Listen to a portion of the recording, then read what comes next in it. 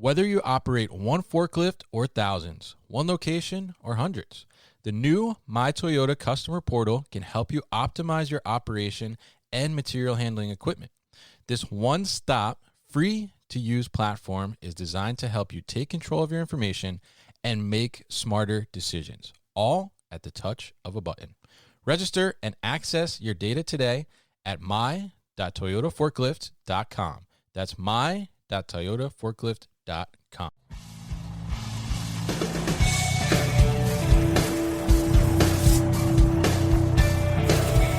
The New Warehouse Podcast, hosted by Kevin Lawton, is your source for insights and ideas from the distribution, transportation, and logistics industry. A new episode every Monday morning brings you the latest from industry experts and thought leaders. And now, here's Kevin.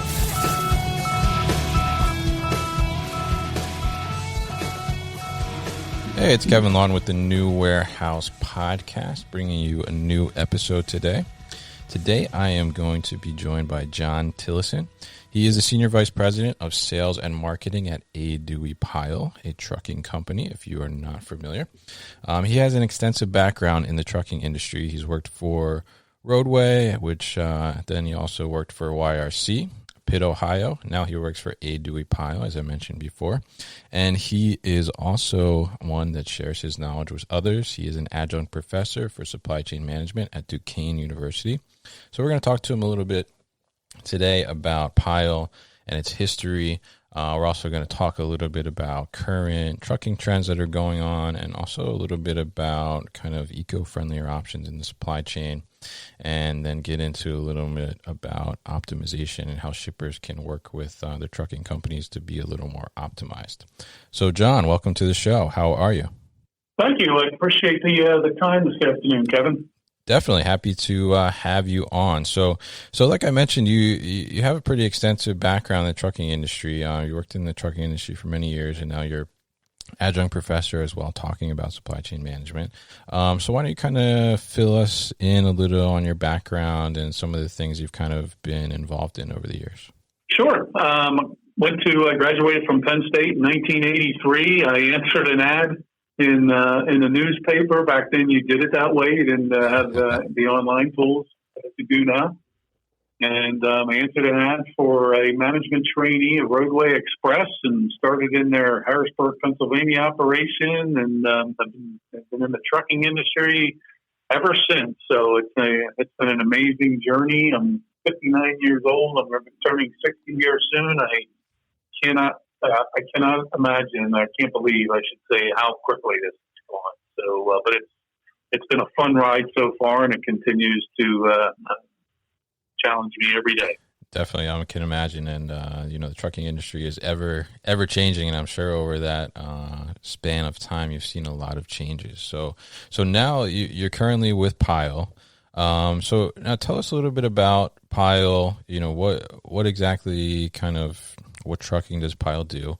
And then also tell us a little bit about the history of Pyle and kind of how they were founded and how they've kind of sustained. Sure. Duie Pyle is based in Westchester, Pennsylvania. So we're about 45 minutes west of Philadelphia, for those of you who are not familiar with the area. So really, we're approaching $500 million, privately owned company. The history dates back to 1924, where a gentleman by the name of Alexander Duie Pyle began along with his wife on this long journey. So their first customer is not far from here in Coatesville, Pennsylvania. Oh. It was once known as Lucan Steel, which is the oldest steel company in the country. Actually, it's now owned by a Indian steel company called ArcelorMittal. So the plant is still running. I actually just still drove by it the other day, and continues to be a customer, as I mentioned, to Duie Pyle. So, but again, we're Duie and his wife, Mary Ellen, ran the business back in the 20s from their dining room in Coatesville, PA. He was the driver, and she basically was the dispatcher and the bill collector. They had a daughter in 1921, Eleanor. As the company grew between their wife and the daughter and Mr. Pyle, they purchased more trucks, expanded the business into moving and storage, heavy hauling, local pickup and delivery services. During the war in 1942, Duie and Mary Ellen's daughter Eleanor married a gentleman by the name of Jim Latta Jr., who was subsequently deployed to India during the war and was gone for 3 years. So, but when the war ended, he returned back to the Westchester area, left the Army, and joined the company. So, as Mr. Pyle's health began to fail, Jim Latta took over the helm. So, the Latta family is really the ownership of the company.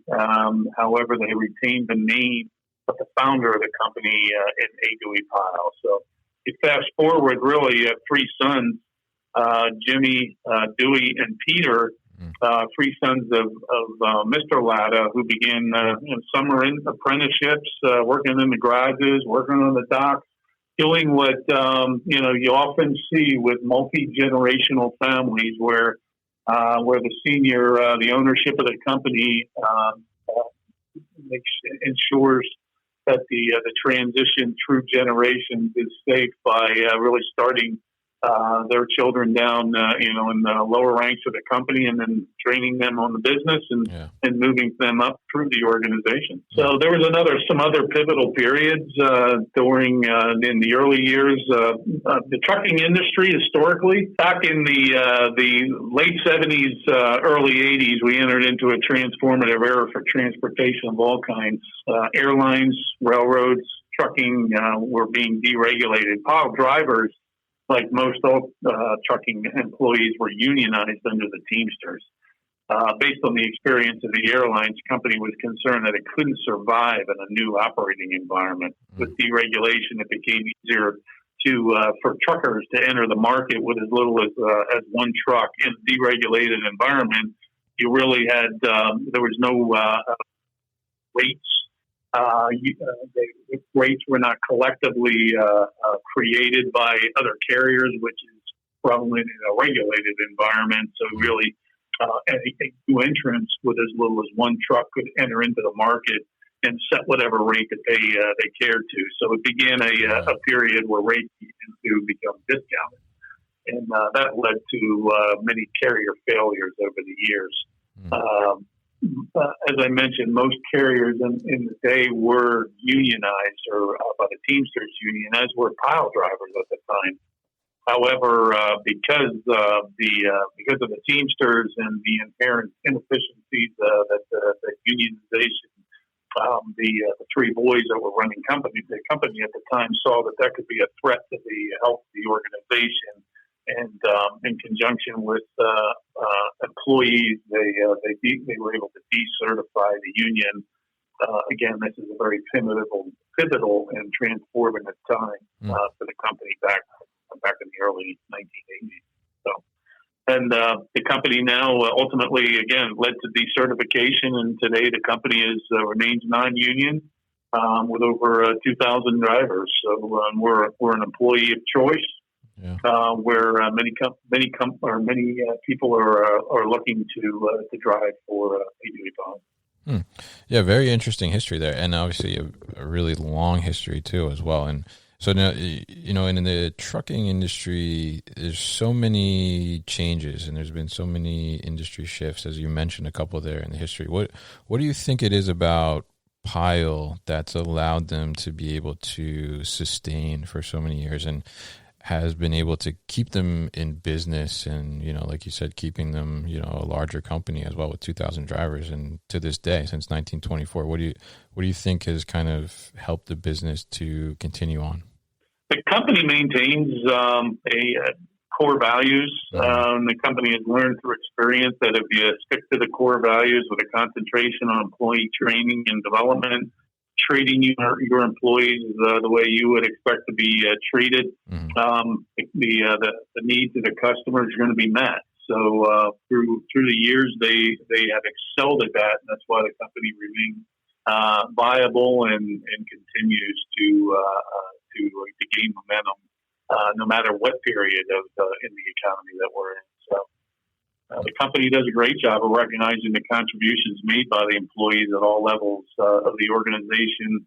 Again, that ownership stability, privately owned, non-union, in business for over 95 years. The employees feel that they are part of the family and they're part of the team. That's just critical. You see it every day in all areas of our company.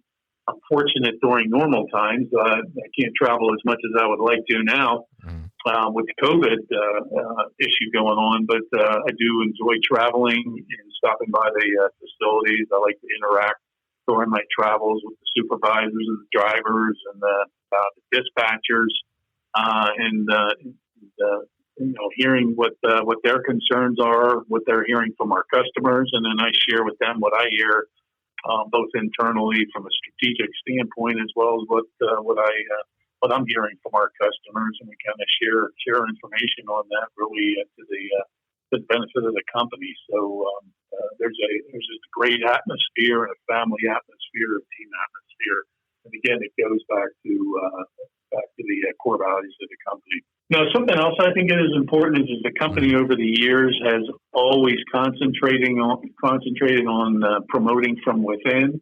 However, they do bring folks like myself from the outside that brings a new perspective or perhaps new ideas, different ways of doing things. Companies always have to ensure that they're looking at all options and new best practices. So, again, I joined the company back in 2019, and I've been with two other amazing companies myself over the years. So, but I was able to bring in a different view or a fresh view, just based on my experiences. And the company did that as an example to the extreme back in 2006, where the chairman of the company, or the current chairman of the company, Peter Latta, transitioned to that position and brought in and did something that the company had never done before, is they brought an outsider in to basically become the president of the company. His name is Steve O'Kane. Steve was president of New Penn for 30 years, and New Penn, back in the New Penn days when they were a separate independent organization, were the gold standard in the Northeast, so recognized for outstanding service and attention to customers. So Steve joined the company, brought all that experience, and again, it was a transformative time for A. Duie Pyle. So he has since retired a few years ago. So he's enjoying his retirement, and now we're into fourth generation leadership here at A. Duie Pyle, both family members and outsiders, including myself. Interesting. And I think there's a lot of good takeaways there for any company, especially when you started talking about, treating the employees like family, and I guess having a family and a generationally passed down business from a leadership perspective. It helps to maintain those core values. But, I think being able to embrace your employees and, recognize that they are really what makes your company happen, as it sounds like that's the way Pyle does. It's a really, really good thing. And then that passes on, like you said, to the customer. So I mean, it's easy to see with those core values, how Pyle has kind of been able to maintain through so many years, like you said, 95 years now. So it's a really, really good thing. So I'm happy you were able to share that with us. And, it's good to hear that, it's still going strong as well. And so, also we talk about different shifts within this industry, the trucking industry and logistics, supply chain in general. I'm curious, what are some of the current trucking trends that are happening now, especially with what's been going on with COVID, like you mentioned, yourself not being able to travel as much. Supply chain as a whole has kind of not really died down in a sense. It's almost surged in a lot of areas. So, which is kind of the opposite of other industries. So, what's happening specifically in trucking, and what are some of like the current trends you're seeing? So I'll touch on the COVID in a minute. I just I think it's important though from a from a broad perspective that there's a few trends out there that are really having an effect, adverse and/or challenging the industry. One of it is insurance rates for all modes of transportation, especially in the trucking industry, continue to rise at a much greater rate than inflation. So we live in a litigious society. Truckers are being targeted in many ways by the trial lawyers.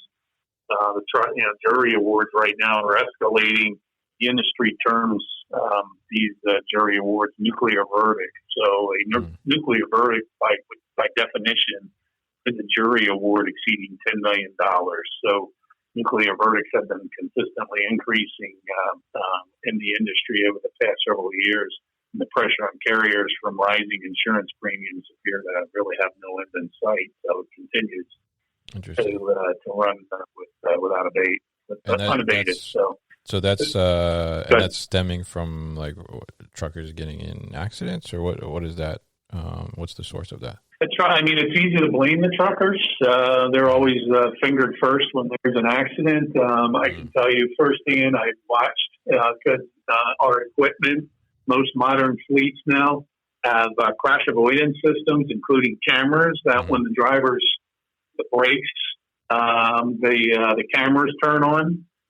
If they hit the brakes with any, to a degree of force, meaning that they're having to brake in an emergency, cameras come on. And I've watched these videos, and it's amazing how often I've seen in these crash videos where it was really not the trucker's fault. It was someone else, a car or a minivan or a pickup truck, lost control and veered into the carrier's unit, being Pyle or anyone.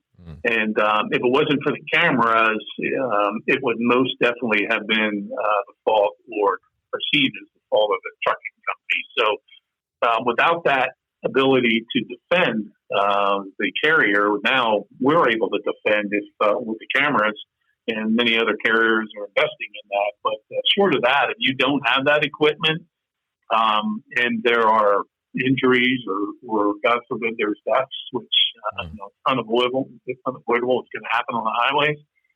But the jury awards are upwards of $10, $20, $30 million. So it's driving the insurance rates up to the point that it's going to drive a lot of smaller carriers out of business, because there's just not enough margins in our business, which range 3 to 4 to 5% on a good day. There's just not enough margin in our business to cover the escalating cost of those insurance rates. Yeah, that's really interesting. So, I never really thought about the impact of the insurance rates like that and what's really driving that. It's pretty. All you have to do is drive across the Pennsylvania Turnpike or the New Jersey Turnpike. I know you work in New Jersey. There is, you notice and there's a time and a place for lawyers and attorneys. I understand that, but all you have to do is look at all of the take notice. I encourage you to take notice of all the advertisements for the trial lawyers. So it's there for a reason. Gotcha. So, and there's no doubt that there are bad drivers out there. So over the years, the industry has tried to eliminate bad drivers, and actually, these nuclear verdicts continue to escalate at a time when the number of accidents and injuries caused by trucks have been in decline. So the industry has been weeding out through regulation and just through the cost of doing business. If you have a bad driver, it's going to cost you a lot of business. Potentially, it puts you out of business. You can't, the old saying, don't hire your problems. If you hire a bad driver, you're going to create you could have a very, very bad outcome to the point where it could drive you out of business. Absolutely. So, aside from the fact that, the injuries and the tragedy that comes along with any crash, especially a truck crash. Yeah. Wow. That's really interesting, actually. It's really thought-provoking. I didn't really consider that as being one of the things that's happening right now. But it's pretty interesting, and I love the use of technology now that you're mentioning, because a lot of times on the show we talk about different technologies that are happening, logistics and things like that. So I love that, we're putting things in place to help with that, like you said. And, obviously, like you mentioned, there's the tragedy of the accident. You don't want an accident to happen in the first place. But at the same time, I definitely see where you're coming from in saying that, the trucker probably is the first one to get blamed when maybe it's not always their fault. So it's good that, we're inputting some kind of technology to have some kind of accountability there. So that's really good. There's a lot of data. There's a lot of data that's pulled from that for the carriers to coach the drivers on certain activities to prevent accidents. So that equipment, that crash avoidance equipment with the cameras, the schematics, and the details that are stored on that driver's activity are used to coach them to prevent accidents. And I think that's definitely having an effect on the improving or lowering the amount of accidents and injuries caused by trucks. Again, you can't prevent someone from a car from going out of control and slamming into the truck. Yeah. So. We'll be back after a quick break. You hear a lot about supply chains these days, because if the past couple years have taught us anything, it's that an efficient, well-managed supply chain is absolutely critical to keeping businesses successful and consumers happy.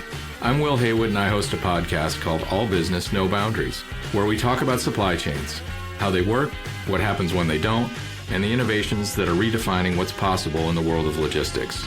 Join me for insightful interviews with thought leaders and industry experts. We discuss how optimizing supply chains can break down the barriers that are holding businesses back. That's All Business, No Boundaries by DHL Supply Chain. Listen and subscribe wherever you get your podcasts. Definitely. So I think that's really interesting. And it's good to hear, too, that the number of accidents are on the decline, like you mentioned. So it shows, like you said, that these types of countermeasures are working and being effective. So it's really good to hear. What now? Shift gears a little bit. Right? So we're talking about the trucking trends there. Obviously, I mentioned as well. One of the big things that's happening is the COVID, right? So what kind of effect has that had on the trucking industry? Is it seeing a reduction in the amount of business? Is it staying the same, or is it going up because more people are needing things through the supply chain? Yeah, but COVID is impacting the industry as a whole. It's impacting the entire economy. So business closed their doors. People sheltered. Mm-hmm. At home this spring as the pandemic began to cripple the economy. So, but when you think about it, through it all, though, the trucks kept on moving, including a Duie Pyle. That moved. We continue to move the majority. Truckers continue to move the majority of America's freight down the highways, whether there's a COVID or not. So, truck drivers have long been the frontline responders to any pandemic. Delivering the medical supplies and the equipment. I remember when the economy, especially here in the Northeast, when the state started to shut down non-essential businesses, I was still coming into the office as were our drivers and our dock people and our operations staff. So, but I had to have a certificate or a letter stating that I can be out on the highways because I'm heading in the office because I was deemed an essential member of the economy. So unlike some people who could not do that and they had to stay home. Yeah. So, for our company, what we saw was a demand, from a business levels perspective, we saw a snap backwards in demand. So to the point where in late March, early April, our shipment count year over year fell almost 40% at its low. Now it's, for the most part, has recovered back to within about, as of last week, to about 5% year over year versus last year. So that speaks, to how the economy has, to some extent, recovered. Still have a long ways to go, but the volume has recovered. So, but it clearly, for the industry and for a Duie Pyle in general, it was a very unusual transformative time in our industry. Definitely. It remains a challenge. Yeah, and I think it's every day, almost it's kind of different. Which way we're going. It seems like we're getting better, but then we're going backwards. So it'd be interesting to see over the long run, I guess, what the impact is. Do you think that for the trucking industry, do you think that there's going to be a long-term impact based on COVID, or do you think that it's gonna recover soon and we'll be back on track to where we were previously? No, I think there's going to be a long-term impact because there will be less demand over the next few years, because I do think it's going to take a little while for the economy to fully recover. Going back to what I mentioned about insurance rates, so in our business, margins in our business 3 to 4% on a good day. Mm-hmm. There's carriers out there that are carrying heavy debt loads. They're not going to be able to survive a severe downturn in the economy should this thing continue. So what will happen is you'll see carrier bankruptcies. That'll contract capacity, and it's going to unfortunately put a lot of people out of work. So at least in the short term.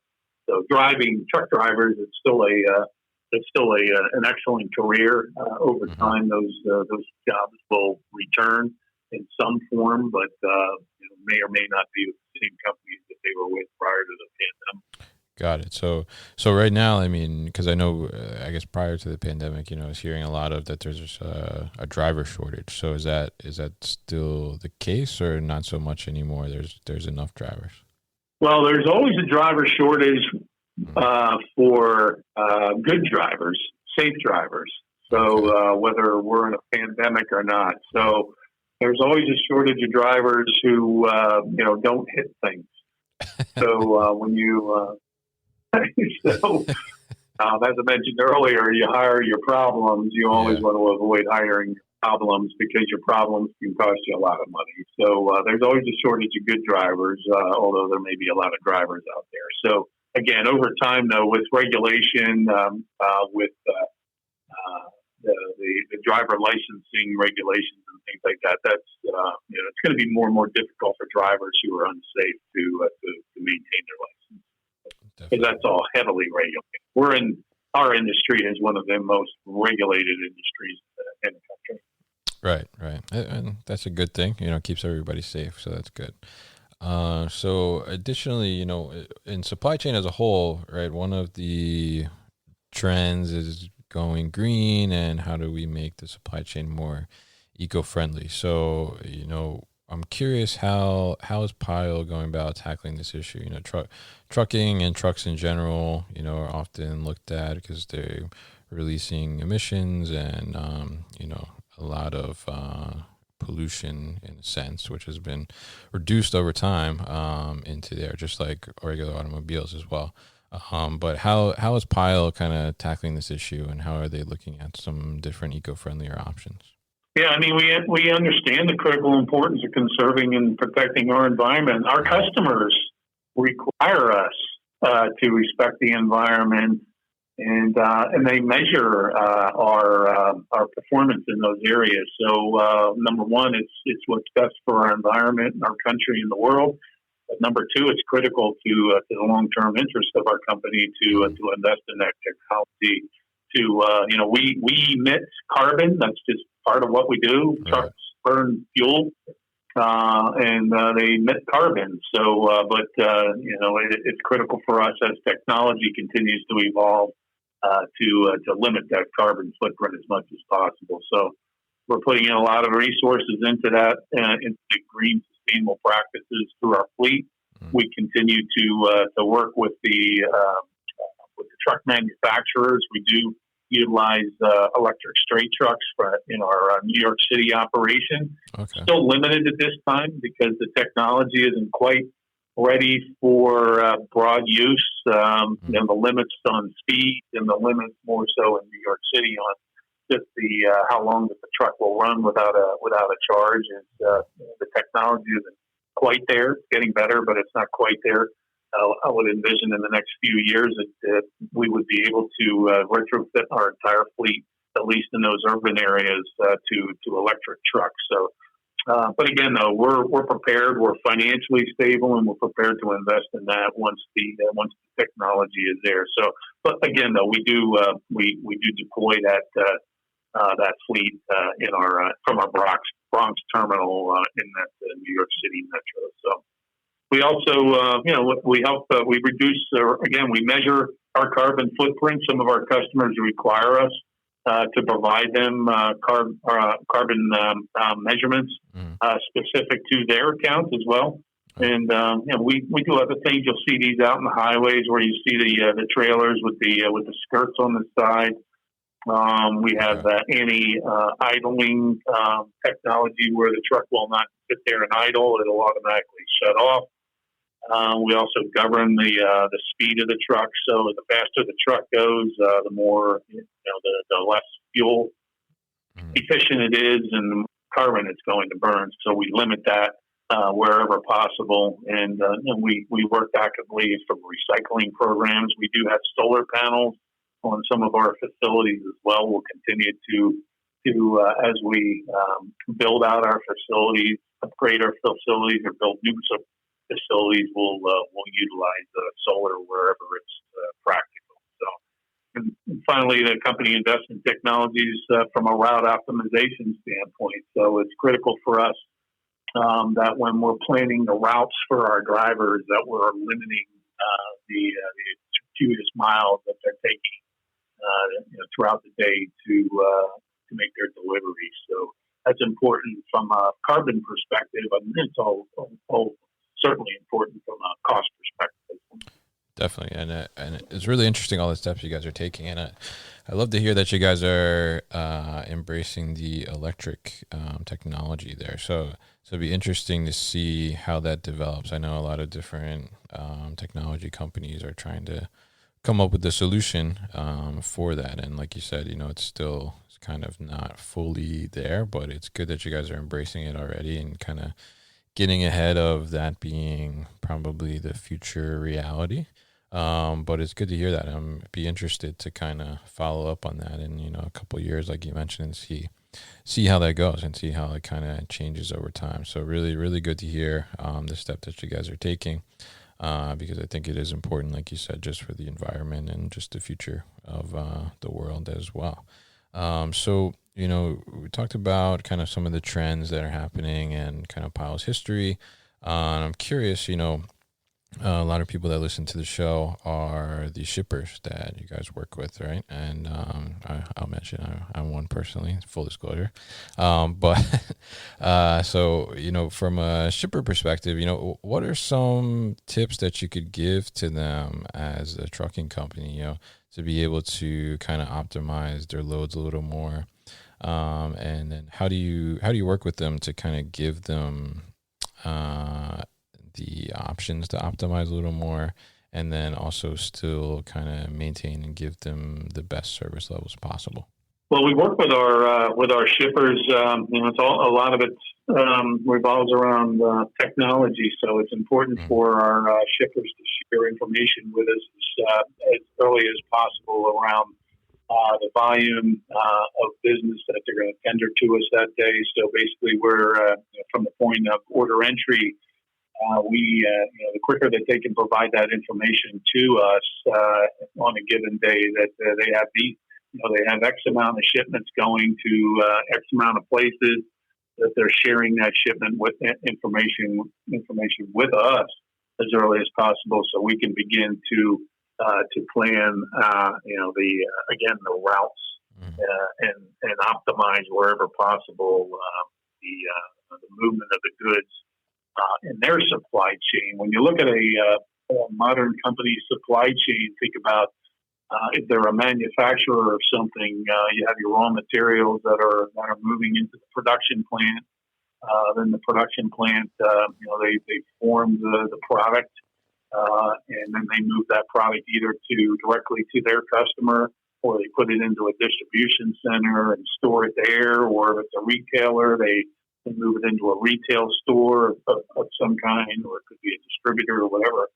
But we, as the carrier, as the trucking piece of that, an integral part of that, to very, very important that our customer is sharing as much information utilizing technology as possible, as early as possible throughout the movement of the goods from production all the way over to the end user or the end user's user or the customer's customer. That I like to talk about.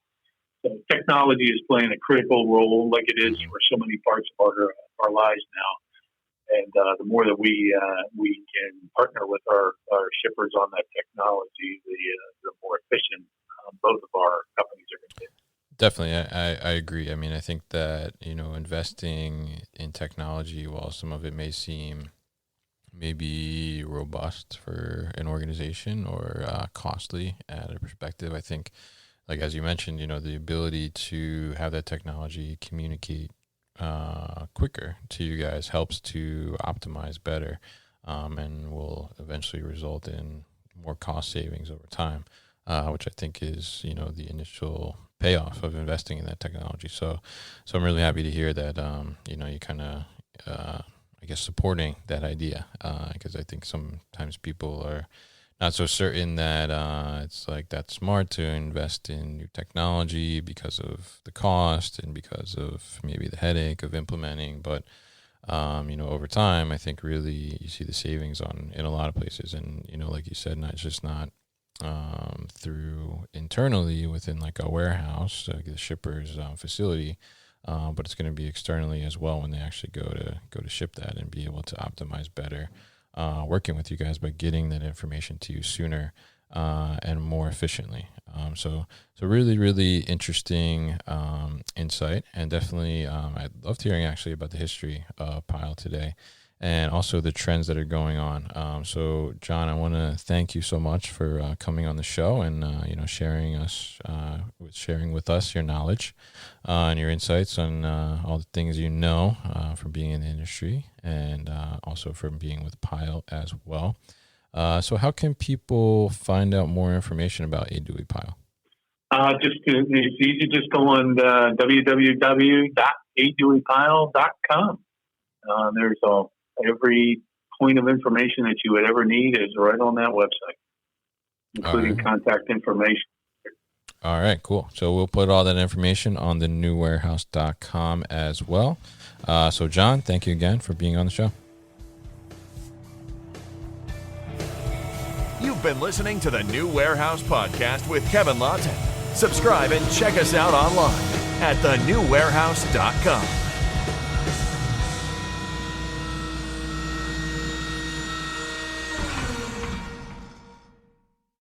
Thank you for listening to this episode. If you want more content from the New Warehouse, check out our new video series called All Hands on LinkedIn.